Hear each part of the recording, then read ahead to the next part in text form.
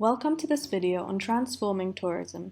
In this video, we will look at why it is so important to move towards more sustainable consumption and production patterns and the role of the tourism sector in this transition. Unsustainable production and consumption patterns have brought the world to a tipping point. Faced with a triple planetary crisis caused by climate change, pollution, and destruction of biodiversity and natural resources, urgent action is required to transform national economies to mitigate future damage to the environment, to adapt to inevitable consequences of past damage, and to secure a sustainable future for the next generation.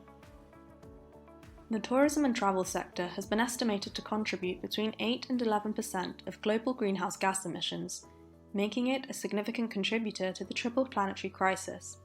However, as a cross-cutting sector which has strong supply linkages with multiple value chains, including infrastructure, transportation, and food, tourism also has great potential to be a positive driver for accelerating sustainable change.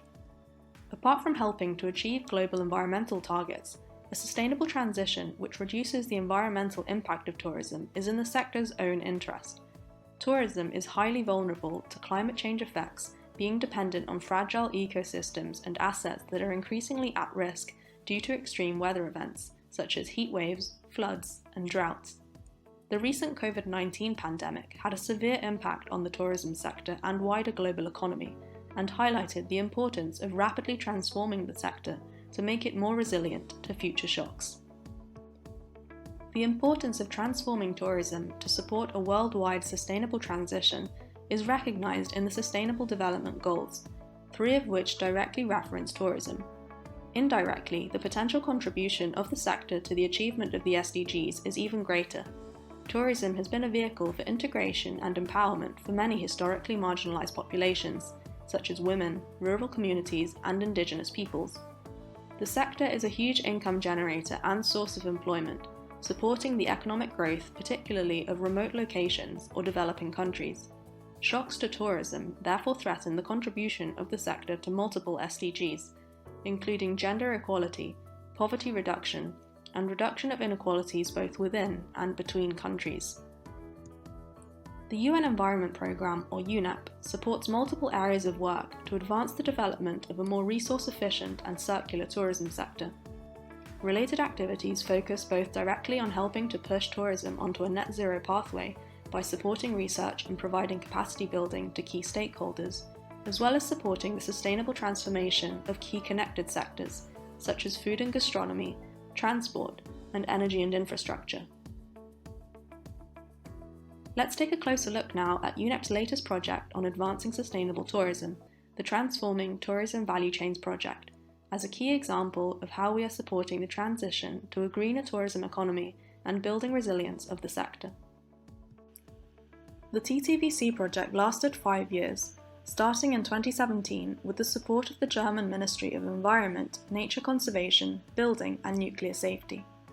The core mission was to transform tourism value chains in 4 countries: the Dominican Republic, the Philippines, Mauritius, and St. Lucia.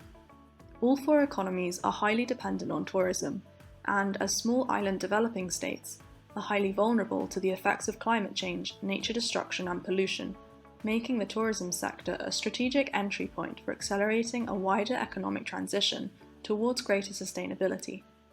Project activities included an assessment of the overall impact of the tourism value chain and key environmental or social problem areas, known as Hotspots. Technical assistance provided in the form of capacity building sessions, training materials or guideline documents, and outreach activities to help promote key findings and widen the project reach beyond the direct target countries.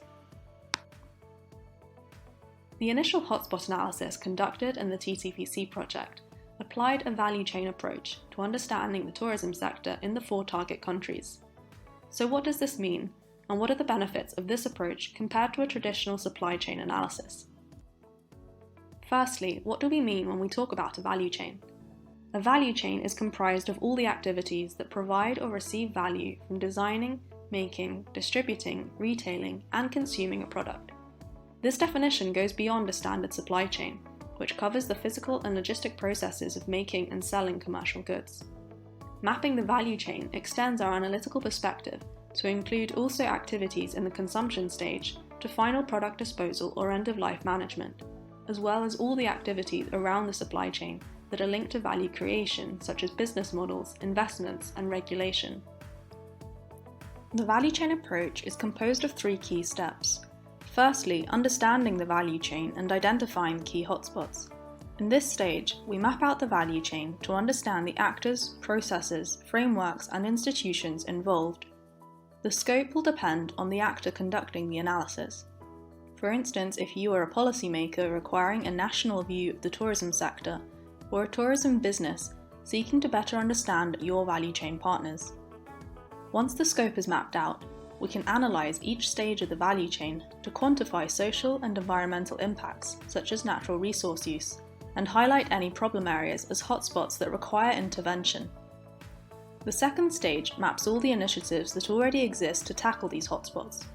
This exercise helps to identify opportunities and is essential to ensure that any new activities or interventions do not duplicate or counteract existing efforts. Finally, once we have a holistic understanding of the value chain and related activities, we can define an agenda and priority actions which provide a coordinated approach for all stakeholders. This is important as a sustainable transformation of any sector requires coherent and complementing actions at all levels, local, national, and international. Here we see an example of the final output when mapping a tourism value chain. The figure highlights the complexity of the value chain and the cross-cutting links which exist between tourism and other sectors, such as construction and food. This complexity emphasises how important it is to conduct a thorough mapping to ensure that any intervention or activity is consciously designed to avoid unintended consequences in other areas of the economy, and also to leverage any potential for cross-sectoral or multi-level collaboration. The TTVC project applied the value chain approach to conduct a hotspot analysis in all 4 target countries. In this figure, we see a mapping of the key sectors involved in the tourism value chain in the Philippines and the environmental hotspots shown in pink. 2 of these were found in the farming sector, which contributes heavily to sectoral GHG emissions via the production of meat and dairy products, as well as sectoral water consumption via rice cultivation and other irrigation activities. 4 hotspots fall within the direct emissions of tourism establishments, such as hotels and restaurants, due to high electricity and water consumption and extensive food waste generation. Finally, pollution caused by improper waste management has significant impacts both on land and on the marine environment. This hotspot analysis helped to refine the priority actions to be undertaken in the Philippines to reduce the environmental impact of the tourism sector.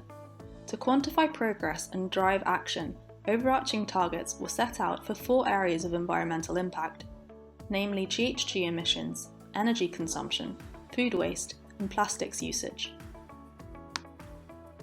For each country, key priority actions and associated targets were summarised in a national roadmap to accelerate a transition towards resource-efficient and low-carbon tourism.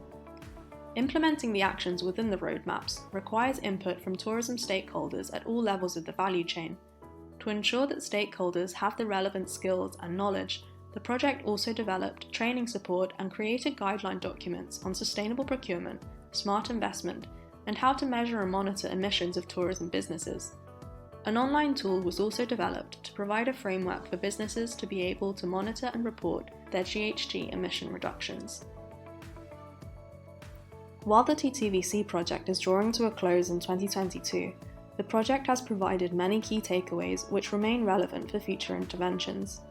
Firstly, helping businesses to accurately measure and report their GHG emissions and other environmental impacts should be a key priority.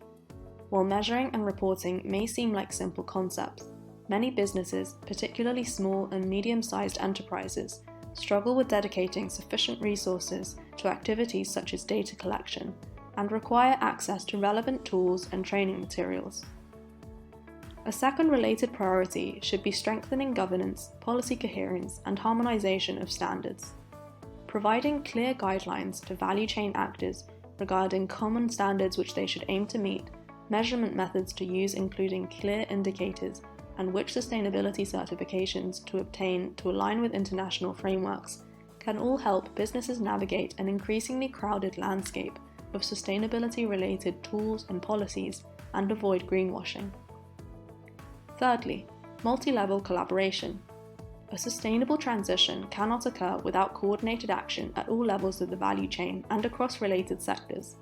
This requires the development of a coherent national tourism strategy, which is informed by inputs from tourism sector stakeholders and can provide a general direction to guide specific policy interventions. While all tourism value chain actors require support, SMEs emerge as a key priority.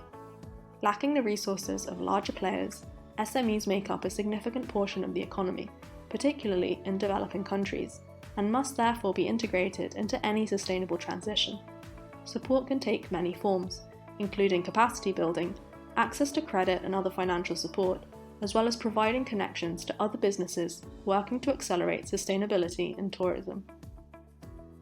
Thank you for listening and for your interest in UNEP's work on sustainable tourism.